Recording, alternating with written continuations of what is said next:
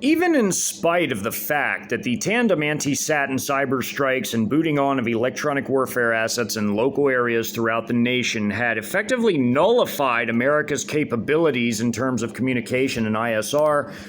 the standard operating procedure in invasions dictated that command and control sites still be hit regardless, and Camp Mabry had been left as smoldering ruins, essentially a massive crater from all of the missile and artillery and even air-based firepower delivered upon it by the coalition forces, as well as also the headquarters of a local reserve battalion, the 1st of the 355th, as it was also struck by coalition artillery and missile forces as the main body of the 1st of the 355th, an actual training battalion of reserve forces that was called up and given heavier weapons for the express purpose of defending the Austin-Bergstrom airport, had lost their command elements in the attack on their headquarters in Round Rock, one of the northernmost suburbs of the Austin metro area, with Georgetown being the furthest north of the Austin suburbs. As many other sites like this were being hit or overrun throughout the nation, other movements were going on as well against American critical infrastructure, which even included their limited military-industrial complex sites, as well as also their tech industry as it worked closely with the DoD and DARPA. And this even included, within Austin, many of the tech companies that had either relocated here or were upstarts here, including those in Lago Vista. And oddly enough, or perhaps not so much, the American federal regime or central regime had mobilized some of its paramilitary forces to defend some of these critical sites, as the Russians and Chinese had agreed that, again, much like what happened to Carthage by the Romans, the ground should be salted for these defense industries and tech industries to never rise again, as this would become a Chinese colony anyhow. And as China was the world leader in virtually all technology by this point in time, and had been for a number of years, as had even been admitted by many Western-based sources, it was determined that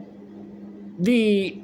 American tech industrial sites needed to be eradicated, so whatever achievements they may have achieved would be gone in a smoldering ruin of the artillery and air and even missile-based fires when and where applicable. And Lago Vista was no exception, as the fighting in Lago Vista had a twofold purpose.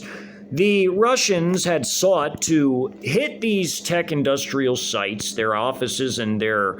R&D and other sites, as well as also capture the local airport, the Rusty Allen Municipal Airport, completely intact in order to be able to build a forward operating base for their forces there, as airports and even installations with runways were seen as critical sites for megafobs, and the CCP regime properties where these forces began would simply morph into combat outposts as satellites of these soon-to-be megafobs. The forces would capture these sites as much intact as humanly possible, if not completely so, and utilize them or expand them or effectively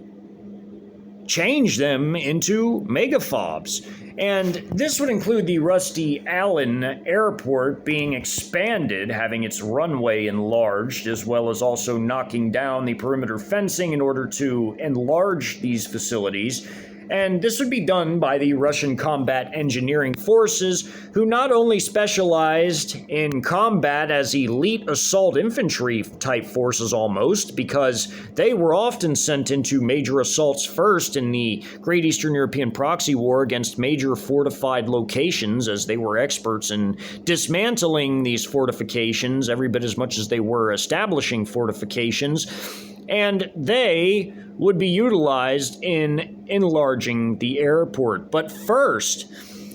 One of the two combat engineer battalions within the 207th Motor Rifle Division would be moving through Lakeway just to the south, and then they would be establishing their PMP pontoon bridge in order to cross and begin clearing their side of the city, as it were, in terms of the western side of I-35, for the most part, working closely with the People's Armed Police shock forces who were already busy in the west of the city clearing large areas of the flanks for the entire operation, as well as capturing major objectives like what was being done right now with their overrunning of the headquarters of the 1st of the 355th Battalion. This was going on concurrently as the battle in Lago Vista was, and also the massive bombardment against the headquarters at Camp Mabry, as also the bivouac site was being hit at this time by People's Armed Police artillery from their Type 59-I or -1 howitzers in support of the Russian attacks coming from the north and the other People's Armed Police attacks coming from the south. The Russians in Lago Vista would be conducting their rapid seizure of the local airport in the form of the Rusty Allen Airport, as well as also hitting hard the armed reactionary civilians and paramilitary forces in this area, as not only as this icon indicates that there is in excess of 200, this being 295 in this icon, but there was a grand total of 540 armed American combatants in the Lago Vista area, because across the river on this peninsula here, there was an additional 90 on this peninsula. And to the south of this icon, there was another 70. And then there were many that were in boats. It has to be understood that boats were a very common sight in Lago Vista, as the Colorado River in this area was relatively wide, and there was also Lake Travis in the area, and many wealthy people who lived in Lago Vista, as many of Austin's suburbs were very affluent, including Lago Vista. Many wealthy people owned boats, and some were even in boats at this late hour when the invasion had kicked off, and others were racing to their boats to seek out safety upstream, as it could be said, or trying to cross the river and make landfall on the other side to get away from what they perceived as the main threat as it erupted in their city, as Russian rockets came raining down upon Lago Vista, and soon to be joined by a pair of Su-34s dropping massive ordnance upon certain areas within this battle space. Chinese Wing-Loom 2 dedicated combat drones would also be in the area. 2 out of their 10 would be firing their payloads in support of Russian operations occurring in Lago Vista, as again it was twofold. It was to destroy the tech industry, as they again worked closely with the DoD and DARPA, and also to capture intact the Rusty Allen Municipal Airport. As again, they had 540 total Americans to basically eradicate in this area. They would do so rapidly and with immense firepower dominance and ISR dominance, as that would guide all their actions. Even the Russian Combat Engineer Battalion immediately south in Lakeway, although they would not be in this peninsula, they would be immediately south of the Lago Vista Peninsula and Lakeway, after a massive barrage had eradicated many armed reactionary civilians that materialized coming out of homes with weapons in hand, as they were confused at the basic turn of midnight with the tandem anti-Satin cyber strikes and the loss of all of their services and being in the dark. They were seen by the high-altitude assets and quadcopter assets at the lowest level, as the battlefield was mapped in real time by everything from satellite all the way to high altitude down to the lowest altitude assets. And as a result, were targeted by the rocket strikes before they even realized that they were even being targeted. They had no idea, and they suddenly left this world as the rockets impacted their positions. To the north, in Lago Vista, very similar was occurring, and the mechanized infantry battalion in this area from the 2nd Combined Arms Army's 207th Motor Rifle Division that was tasked with the seizure of the airport raced into Lago Vista to conduct their operations, even as another rocket barrage was ongoing. As we go to the map of Lago Vista, this is effectively a large portion of Lago Vista, though it is not all of it, as there is more to the east of this map and a bit more to the north. But this map effectively is a 2-mile north-south total area by 1 mile east to west area. As Lago Vista is built on a peninsula, effectively, this is the southern portion of Lago Vista, and again, there's more to the north and to the east as well. And the Russian forces are coming down, moving southwest from the northeast. And as they're moving into this area, a lot of activity is going on in this map. The airport was virtually, oddly enough, undefended when they had entered, as most of the American paramilitary forces had focused on defending the major tech industry sites throughout the city, including others that were east and off this map. And all of these sites were being hit at the opening of this map by a massive time-on-target rocket barrage, with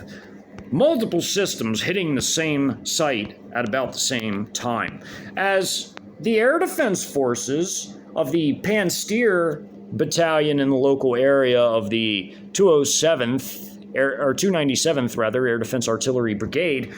would fire against civilian aircraft as they perceived them as a threat, because they couldn't be sure whether or not these were aiding the American cause or not, but they opted instead to be safe rather than sorry and swat them out of the skies. Although these were in technical terms, non-combatants, these were being flown at this late hour before the invasion even kicked off, as this is a Cessna jet aircraft, and this is a prop plane here. Were being flown by wealthy people that had rented hangar space and had their aircraft in this area, and effectively were flying over the area when suddenly the anti-sat cyber strikes and electronic warfare jamming had come in, and it interfered with their equipment aboard their aircraft, making it very difficult to ascertain exactly what was going on and to navigate and more. So they were flying around effectively trying to figure out what to do, whether they should land, where they should go. And at this time, as this is the very opening of the invasion, minutes into it, missiles had flown in their direction and knocked them out of the air. The Cessna here and this prop plane here. Armed reactionary civilians flooding out of their homes with weapons in hand and trying to band together with anybody they could see within earshot or within view were basically all trying to talk to one another to figure out what the hell was going on. Many were getting into trucks and other vehicles and were basically moving through the area as rockets were striking, because this caused them to understand that something horrifying was happening to their nation. And others that were in boats at the time, whether out essentially on a pleasure cruise or basically just fishing or whatever they were doing at this late hour, or others even running to their boats rapidly trying to get to the other side of the river or to sail upstream, would be attacked by Russian Lancet III loitering munitions, even one of the two Chinese Wing-Lung 2 dedicated combat drones in the area, as well as hitting personnel on the opposite bank on this other peninsula. This peninsula was not totally developed, but it did have some homes on it, but it also had wooded areas in this peninsula right here, and armed reactionary civilians in their technicals were flooding into the area as they were watching effectively what was going on the other side with the rocket strikes, and they themselves had been seen moving into this area, and airstrikes had been promptly called in upon them by the real-time battlefield AI data processing network, as was the strike packages sent down to the FDCs of the Russian artillery forces, including their BM-21 Grad forces, which were primarily those responsible for the fire in this battle. As these forces were already hitting the city of Lago Vista, their pre-designated targets in the form of the tech sites as well as the paramilitary personnel with their Max Pro MRAPs that they had been passed down from government programs which give them older military equipment. These forces and their personnel were being eradicated in all this rocket fire, and more rocket strikes were inbound imminently into this area, including right here, as these also were offices of these tech companies, but these were other businesses in this area. They were moving into these buildings from across the street where there were large upscale homes in this area, and the fence separated them from other businesses. Paramilitary personnel being hit by the loitering munitions. These were equipped with a combination of HE and also thermobaric warheads, as they had the option to use fragmentation, HE, heat, or thermobarics with the Lancet 3s that the Russians had. And because they were fired 5 at a time from their track-based 5-rail mounted systems, there was a combination of loitering munitions armed with HE and others armed with thermobaric warheads that were airborne at this time to support the mechanized infantry forces operating in this area. One entire company had seized the airport immediately as the airport extends further to the north off this map and also further to the northeast and also southeast as well, and this is one platoon of one company that had taken this airport. This is an entire other company moving into the area. There's another combat platoon plus the headquarters platoon further north off map. There were 3 squads dismounted from one platoon of this company to basically block off this area after the vehicles had eradicated with loitering munition support this technical and these personnel on this bridge that were trying to move across, and the combination of vehicle-based fires and the loitering munition strikes eradicated them as more loitering munitions struck these armed reactionary civilians and technicals moving from the north to the south as the city extended a bit more north as well, and the Wing-Lung 2 firing 2 CM502 KGs into this building, basically gutting the entire building and destroying this building with 2 more as armed reactionary civilians had moved into these buildings, and these 2 technicals were destroyed by 2 additional CM502 KGs. The air defense missiles, the Pantsir missiles hitting the Cessna, and of course the prop plane across the river. As these technicals, which were effectively by definition technicals, as they were civilian vehicles with armed men inside, mostly pickup trucks and SUVs, this grouping was running into this wooded area as well before the rocket fire had came into this area at the same time as all of these 1,000 pounders were being dropped by these 2 Su-34s upon this area. As they came in, they dropped free fall munitions, effectively 1,000 pounders, to slam this entire area alongside of the 122 millimeter rocket barrage that came into the area, as this effectively became a kill box, and all 90 of these armed reactionary civilians were simply eradicated by all of this potent firepower from the air and from the land. As others were, again, fleeing across the river, and many boats are being hit by loitering munitions and destroyed in the water as well, and others that had effectively made it across, as this one was hit by this loitering munition here and destroyed. Others had made it across and actually safely made it into the peninsula a bit deeper as they moved through this home here and moved beside this house into a wooded area behind it. and would disappear into that area and be largely ignored by the Russian forces, although the rest would be hit by the loitering munitions and artillery fires across the river in Lago Vista itself, as well as, again, this area being saturated by rocket fires because of the concentration of armed civilians in this area. These were all being hit. This group that got ashore was hit by loitering munition. These were hit by loitering munition strikes as well. At this marina, this boat getting ready to leave would be hit by this loitering munition. This was hit by a loitering munition. And this boat by this marina was hit by a loitering munition strike as well. As all of these boats were being gradually sunk, including down here by CM-502KG fires, as 8 of the 12 missiles aboard were jettisoned. They were fired from further back at these targets, sinking these, destroying these, effectively blasting them out of the water and hitting these personnel on the opposite bank. The combat engineers directly south of this peninsula in Lake Way, although they were not over in this area here, they were directly south and across the river, and they had requested that this bridge be left intact. They had told the Chinese that they really would like if they left this one bridge intact, because effectively it was the only real bridge connecting Lake Way and Lago Vista, the main peninsula here, and they opted to keep it intact in order to be able to have easy crossing for the purposes of rapidly getting to the airport in order to fortify it later. But for the time being, they were exchanging fire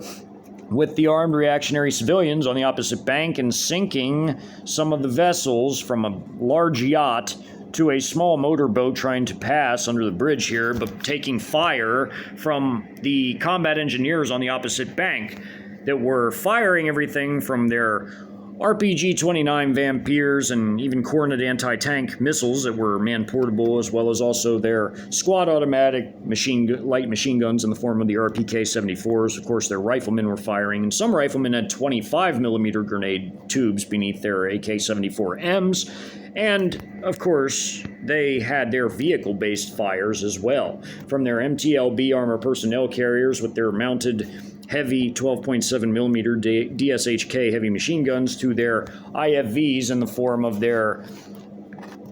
BMP-3s with their 100mm main gun and their 7.62 coax. Of course, they had the ability to fire ATGMs as well, such as the Concours, as well as also 30mm fire. And they had the 12.7mm heavy machine gun mounted upon their IMR-3 armored engineering vehicles, and the same, of course, on their MTLBs, yet again, the 12.7mm. These were powerful weapons, all of them, and they were firing across. All of it was ISR guided into these personnel. They had their quadcopter assets updating in real time the positions of American forces on the map on their combat data links, as was being done all throughout the battlefield, all throughout the nation. And this also aided in the AI target-seeking modes of the loitering munition strikes that came in as well. As this rocket strike into this area would be effectively fired by multiple systems, and although the rockets had a bit of a spread, they could be somewhat accurate as well and hit just this area here, which would destroy these buildings, these businesses across the street, gut completely these large ornate homes, and also gut this building right here and damage this building here, but destroy completely these buildings right here in this area. These two tech company buildings that these personnel ran into for safety, ostensibly,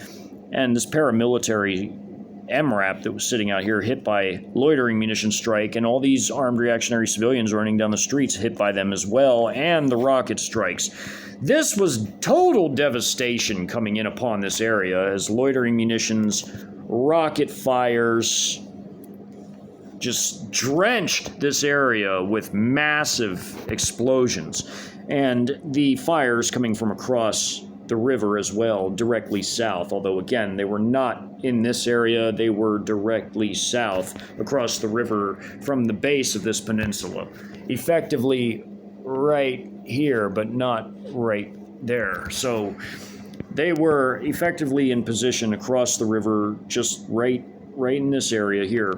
while the mechanized infantry forces were to the east and moving into this area like so. They had already captured intact the airport, and other companies were moving into the area. This was a company here. This is part of a different company that captured the airport, a combat company, because they had, again, 7 combat companies in their headquarters and support company. Their headquarters and support company would move in after this had been captured, which it was just captured freshly, and they would be moving into this area, while they had 2 additional companies right here, which would leave. There are 4 other companies off the map here, and they would move into the area after these barrages had concluded in the south of the peninsula of the city, destroying all the tech companies and the paramilitary and armed reactionary civilian forces in the area. This company had surrounded and entrapped a moderate number of armed reactionary civilians, because within this building there were 30 in this commercial building here.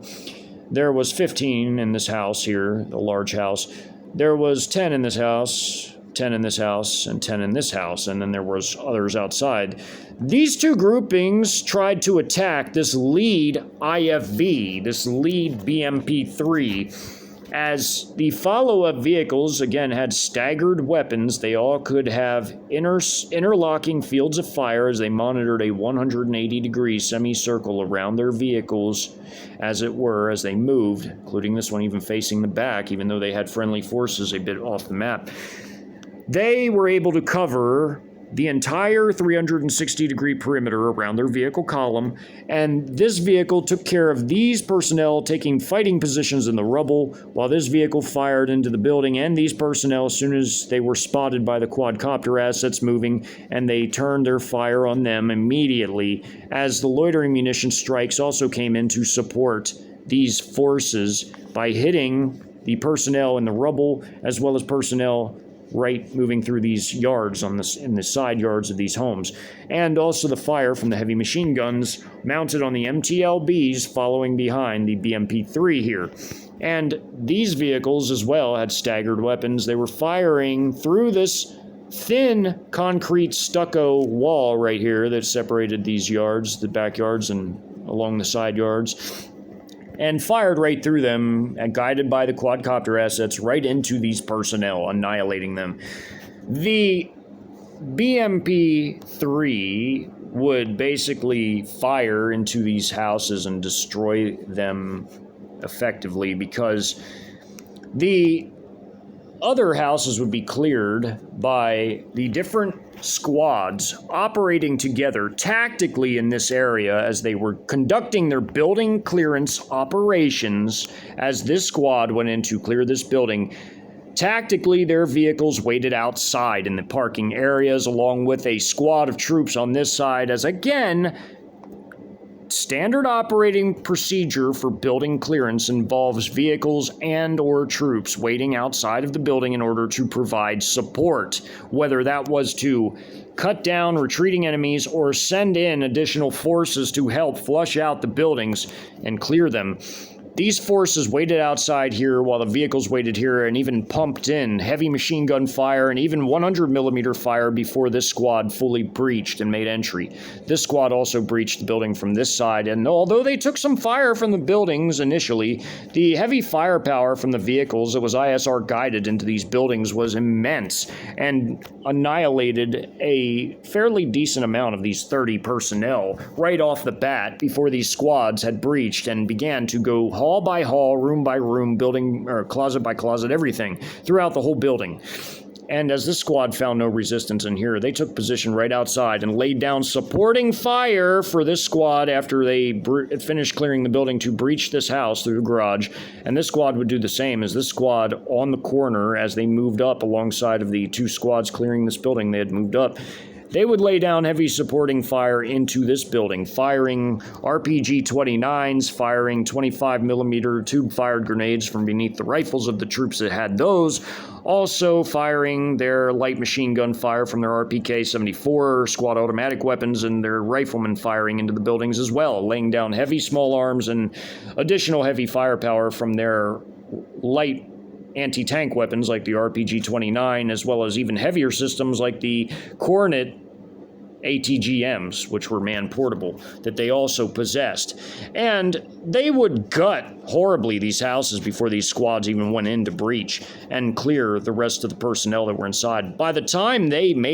finished clearing this and breached these homes, most of these personnel inside were deceased from the heavy firepower coming from these two squads into each house. And as they went through and cleared these homes, they then took up position in these rubbled homes and fired across into the backs of these homes, coordinating fires with the vehicle-based fires as the IFV would annihilate this house, and the follow-up forces would shred this house up with a cornet being fired into it as well. And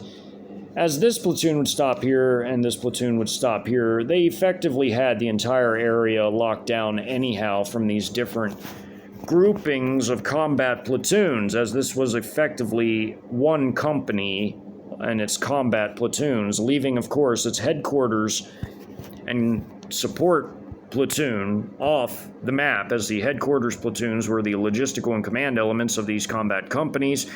and they had been left off the map as their combat forces handled the flushing out of these areas of the armed reactionary civilian elements. As cruise missiles also entered the area in the form of the DH-10As, they effectively were coming in to pound these areas in conjunction with the Russian rocket artillery, as the Chinese DH-10A subsonic long-range, albeit very destructive cruise missiles, were also coming in to impact the sites of the tech companies, the major ones. And as they had been pre-designated as targets, despite the fact that the rocket artillery was already showering this area with immense destruction, the missiles simply added to it by making a rubbled area into a cratered rubbled area upon the impact of these 4 cruise missile strikes. And in the south, as the combat engineers had sunk some of these boats here, and loitering munitions had sunk these other boats and hit these personnel running through this area, trying to move through across the way, the area effectively was outright annihilated. And what would be done effectively at this point, as all of these personnel had been eradicated in one form or fashion by different systems, whether the rocket strikes or the loitering munition strikes or even from fire directly from combat engineers across the river,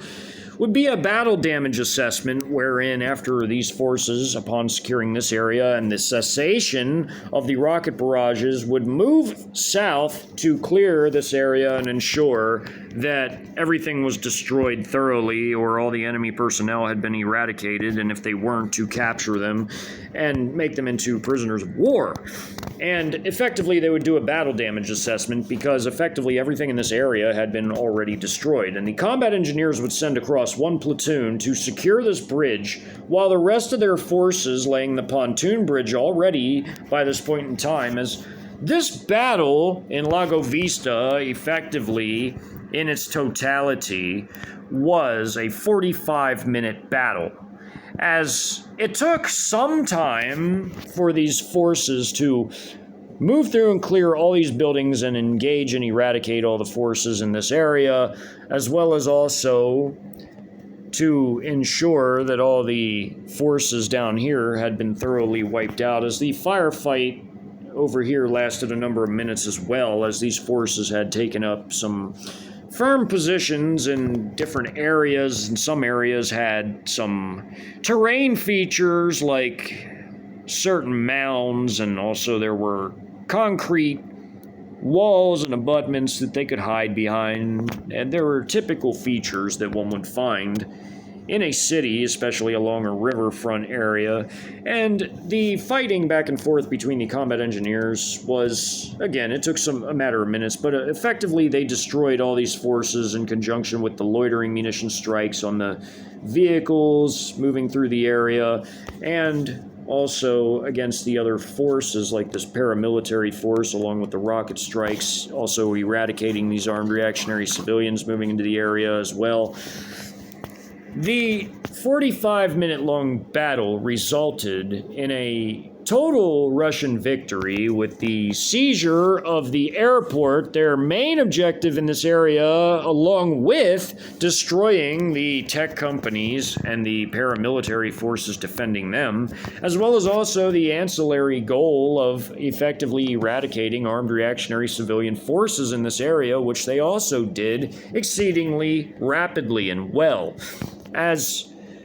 they had 3 companies in this area, the 2 companies moving into this area here, as well as 1 seizing the airport, and the 4 off-map that were other combat companies, plus their headquarters and support company, making 8 total companies. They would send across the river a company to clear the north of the city after the cessation of this combat had concluded and the cessation of the rocket bombardment, and they would send from the east another one of the 4 companies off map to secure this area again and conduct a battle damage assessment along with this company moving down into the area. And these troops that were deployed early on to block any forces from crossing this tributary early on would mount back up in their vehicles for the purpose of moving down this street, as this company would effectively stay in this area and allow this company to pass. They would effectively ensure that the entire city had been essentially secured and that the Russian forces conducting these battle damage assessments and, if necessary, any capture or elimination operations, if there were any surviving armed combatants left, if that was even possible, would then, after securing the city, prepare to basically begin to conduct their forward operating base operations, where they would consolidate their positions in their newly acquired forward operating base acquisitions and await for the combat engineers to begin the expansion project to knock down fencing and also expand the runway, which they could also do, in addition to being elite assault infantry-like forces, as they would send a platoon across to secure this bridge for the time being. Other Russian combat engineer forces laying the pontoon bridge would leave one of their combat companies to guard the pontoon bridge along with their headquarters and support company in the area, while the rest of their combat companies would move into the city and begin clearing pockets of resistance along I-35, as that was absolutely critical to the coalition forces operating in the area, as the Russian armored forces were already in North Austin and assisting in securing this portion of the city. The combat engineers would move through this area, securing it, and would even link up with other combat engineer forces moving in to check the Camp Mabry area to ensure it had been thoroughly eradicated and that there were no remaining survivors in the area, which naturally the ISR assets already knew it had been thoroughly destroyed, but it was important still to have eyes on and boots on the ground in the area to thoroughly sweep it and ensure that there effectively had been nobody that managed to survive the barrage, and if they had, they were to be captured or eliminated on site. As the major operations, as they were unfolding, would include in their key objectives additional high-value individual capture operations. This would include both the seizure of the CAP complex and those inside of it, as the intel gathered had effectively shown the coalition forces that the military leadership of the Air and Army National Guards of Texas had been meeting at the time the invasion had broken out, with state regime leadership who were all present at this late hour in the CAP building, as well as also the PAP taking interest in Del Valle in a capture operation of their own, because one of the central regime level senators lived in the area, and he was not in the federal cap at the time of the invasion. He was at home, as he was one of the local senators from the state of Texas. And he was to be captured and effectively taken as a key regime member on the deck of cards. And this would effectively result in a resounding success in terms of the capture of key leadership, as that was among the many different objectives of the coalition forces in this invasion. As there were to be a series of show trials after the invasion had concluded, many of these people captured would be paraded before these tribunals, as these again would be kangaroo courts effectively, and would be done to show the world these trials. As this was very important again to the coalition forces, they took all the steps possible to ensure that these personnel were taken alive, and those that were not needed as such, like their staff and others that were their underlings, were effectively allowed to be eradicated unless they surrendered. But in this early hour, within 1 hour of the invasion's kickoff, effectively the forces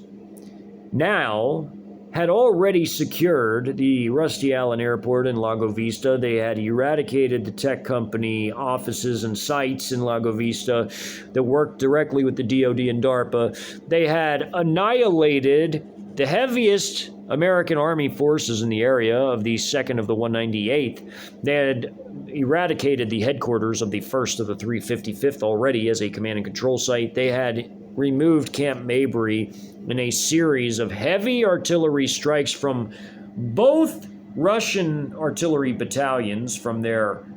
2S-19 MSTA and their BM-21 Grad forces, as well as also their missile forces from their own 2nd Combined Arms Army, firing their Iskander-M tactical ballistic missiles at Camp Mabry, as well as also the Chinese missile forces firing their DH-10As, and even some of their tactical ballistic missiles in the form of DF-3s fired from the reserve forces across the Rio Grande in Mexico. As now, Russian forces had captured Lago Vista, and the city was effectively under their occupation, they moved throughout it. Again, after this short 45-minute battle had concluded, with the immense use of enormous air power, even though only 2 of their strike aircraft from their squadron had been utilized, they dropped 16,000 pounds of air-to-ground ordnance upon their armed reactionary civilian targets, alongside of massive artillery strikes into this entire area, as these forces had effectively moved in trying to take position into these thickly wooded areas, only to be totally annihilated, exterminated by the combination of the heavy rocket fires delivered, as well as the heavy air power dropping enormous volumes of munitions upon their heads. They had no idea whatsoever at all that this could even happen to them, as also loitering munition strikes got others and sank and destroyed boats. And according to the popular delusions held by many Americans, they believed wrongly that they would have advantages if they were invaded in their popular imaginations, and that somehow they would be able to fend off heavy armored phalanxes of powerful professional military formations and paramilitary formations even, with small arms and Molotovs. Yes, they could destroy some military vehicles with Molotovs, and it would even be done. But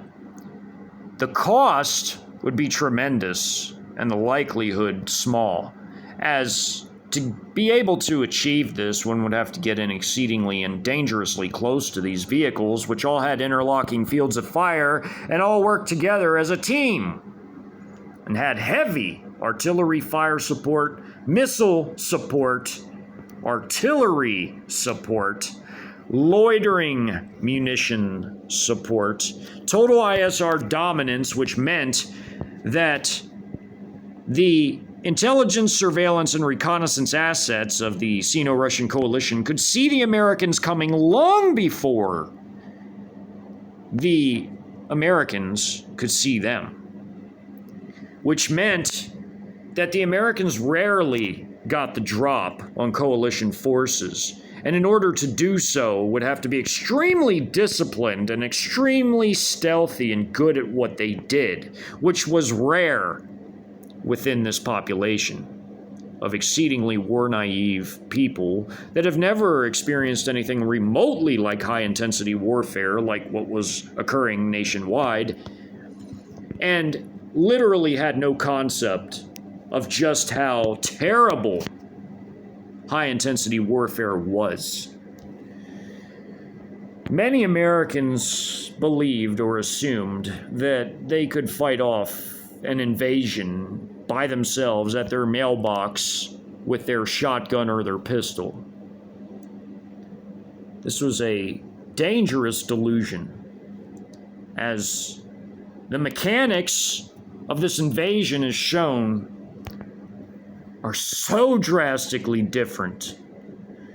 than the wild imaginations of some that many would end up falling due to these delusions taking hold in their minds, as many of them would be hit before they even knew they were even being targeted. Some would walk outside of their front doors with weapons in hand, and a massive salvo of rockets come crashing down on their heads, or howitzer shells, tank shells, loitering munition strikes, missile fires even, autocannon fire, rocket-propelled grenades, anti-tank missiles, again, artillery, airstrikes, and more.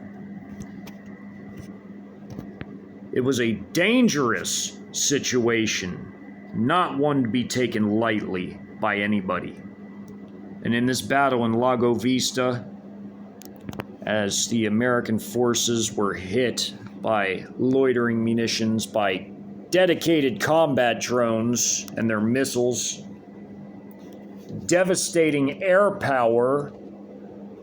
from dedicated strike aircraft, air defense missiles from these short-range pan-steer air defense systems, cruise missile strikes, rocket strikes, the works, as the saying went. Of course, all the ground-based fires from the dismounted forces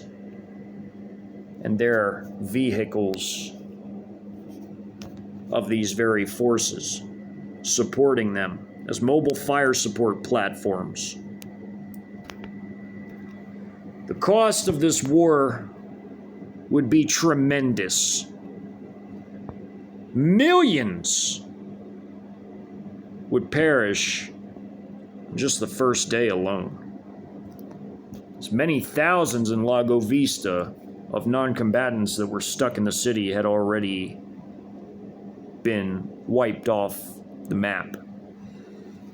And of the 540 total American combatants between their 180 paramilitary forces in the area and the 360 total American armed civilian forces, Nearly all had been eradicated except a very small group that managed to flee off into the wilderness and were effectively ignored as they retreated, while the rest were wiped out by the concentrated firepower that was delivered against them by the loitering munitions, the rocket and cruise missile fires, the ground-based firepowers, air-based fires, including even the combat drones. All highly devastating. As the battle damage assessments were done throughout the map, as more of the Russian mechanized infantry and even this combat engineer platoon that seized control of the bridge checked the entire area, including in the north, they would find no more resistance in Lago Vista. They had effectively cleansed the entire city of all armed resistance, as everybody else that even survived in terms of non-combatants in the rest of the city were totally shell-shocked by this massive barrage of artillery, missile, and other firepower. As the invasion was still exceedingly early on in its duration, as it was only now, as this battle opened up, only 30 minutes in, and it had lasted 45 minutes total. It was only now 1:15 a.m. 1 hour and 15 minutes in, when this battle was over. Into the invasion, that is. And as the Russian combat engineers in the south and Lakeway